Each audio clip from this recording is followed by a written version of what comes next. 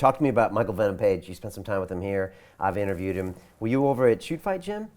Here? You training where he trains? No, we went there to see him, and then we went to Sora's boxing gym. Okay, gotcha. Yeah. So he's been on the show, and then I saw him fight Cyborg. You know, when he cracked his skull, and we were talking right when we walked in here. You're like, "What'd that sound like?" And man, I've been to a lot of fights. I've never heard that. It was like this really high pitch pop.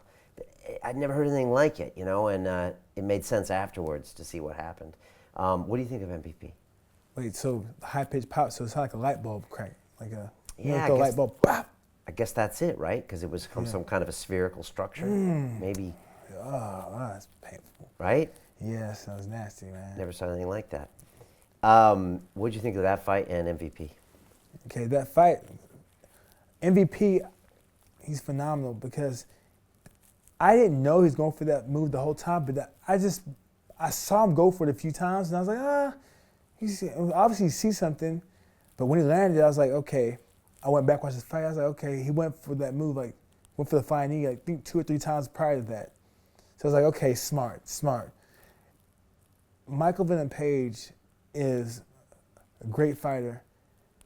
I feel like he's very underrated. I remember talking to people, because I did my backgrounds. With me, like, I meet somebody, and I'm a student somewhat, and I was looking him up, I read up on him and stuff, and I was like, okay, he's a true world-class competitor.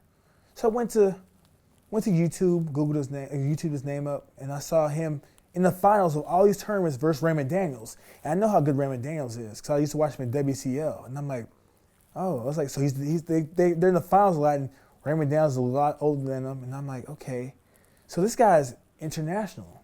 I was like, people were asking me who'd win between him and Wonder Boy, and I'm like, I think here's what's gonna happen.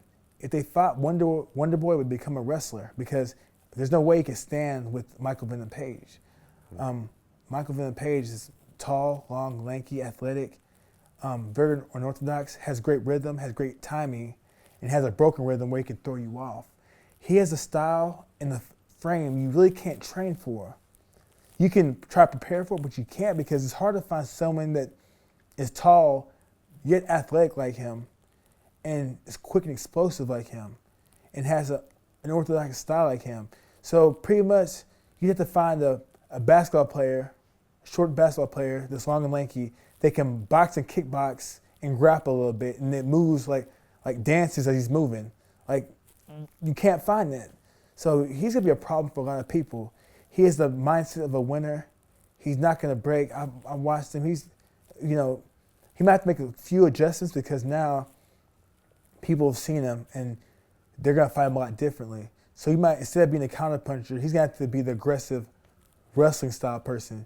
Not just saying he has to go out there and wrestle the person, but he has to be more aggressive and go out there and take the lead.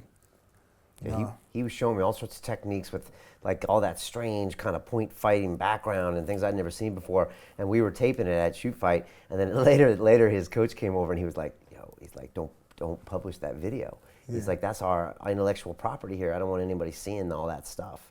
And it's like, I could see why he wanted to keep that stuff quiet. At the same time, with me, like, you can do all that, but even if you put it out there, there's no one can do it. Coach Jackson told me, Mo, there ain't no secrets in wrestling. And in fighting, there ain't no secrets in fighting. Because if what he was doing, it's like this, when you go out there and fight, you do what you gotta do to get the person out of there.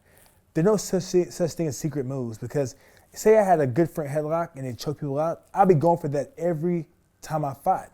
If you ain't done it by now, 7 or 8 fights in your career, you're probably not gonna do it unless you find the person, the right opponent, or the right opportunity to execute that technique. Because he has a certain style. He moves. He's a counter puncher. Good straight right hand. Good straight left. Switches stances. Good spinning kicks. He does a lot of stuff. But if he hasn't done the stuff he's showed you by now, he probably won't do it until he finds the right opponent. Okay, so there's no secret moves. No secret moves in this. Yeah. A jab is a jab. Yeah. Continue watching this fascinating conversation for free by clicking on the link below to visit our website, learn from the best minds in the world, and connect with a community of passionate people building the best versions of themselves. Just click on the link below, and I'll see you on the inside.